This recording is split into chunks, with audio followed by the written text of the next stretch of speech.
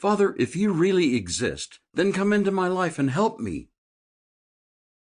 This cry, coming from the bottom of my heart during a night at the end of December 1987, would completely change my whole life. Many years before, when I was a little boy, my mother told my sister and me about God, a God that we would call Father. My parents were regular Lutheran churchgoers.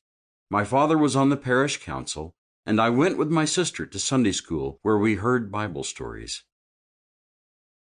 When I was 12 years old, I even gave my life to Jesus during a children's church camp, which, however, did not have a long-lasting effect. Since then, I had already left this God completely behind for some years, because everything that had to do with him seemed contradictory. The stories in the Bible were so childish, and I found philosophical explanations of the world and human life far more attractive. I was proud of my well-educated intellect, which I believed was most suitable to positively change me and the world. However, during 1987, I had come to the end of this road. To begin with, I had to painfully acknowledge that my intellect was unable to find effective solutions to my various inner conflicts. The misery inside of me grew, and I began to realize that my intelligence was far too superficial to really understand the real depth of human life, let alone its succeeding.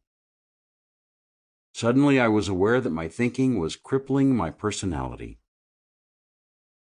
At first, I buried myself in psychoanalysis and soon knew all about the roots and causes of mental and emotional problems. However, I was unable to find a solution to just one of my problems.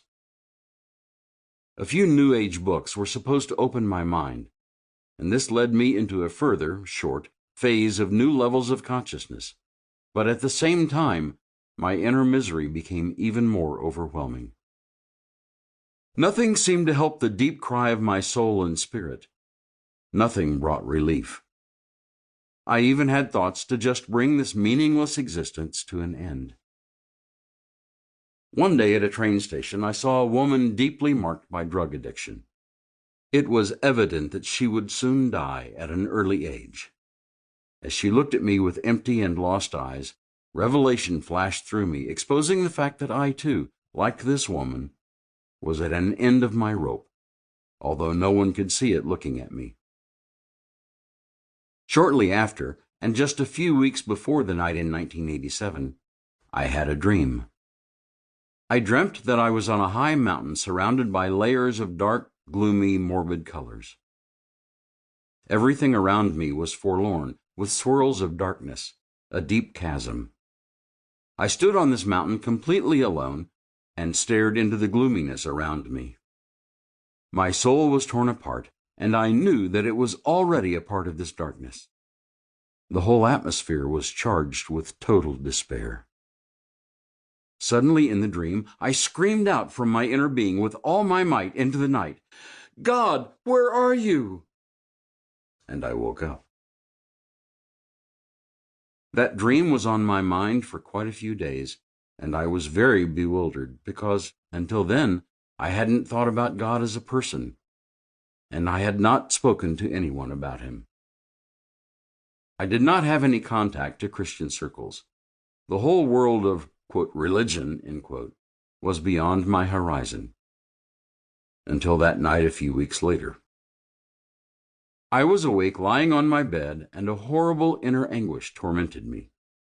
It was so intense that for weeks I had had weird pains all over my body.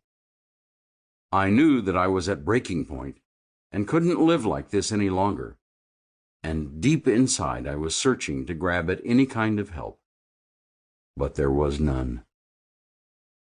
I felt that I'd tried all solutions that the world had to offer me, and I had absolutely no trust left in anyone.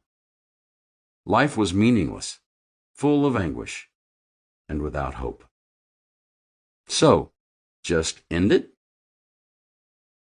Suddenly, quite unexpectedly, God obviously loves to show up spontaneously. Out of the innermost part of my being, I had a long-forgotten glimpse from my childhood.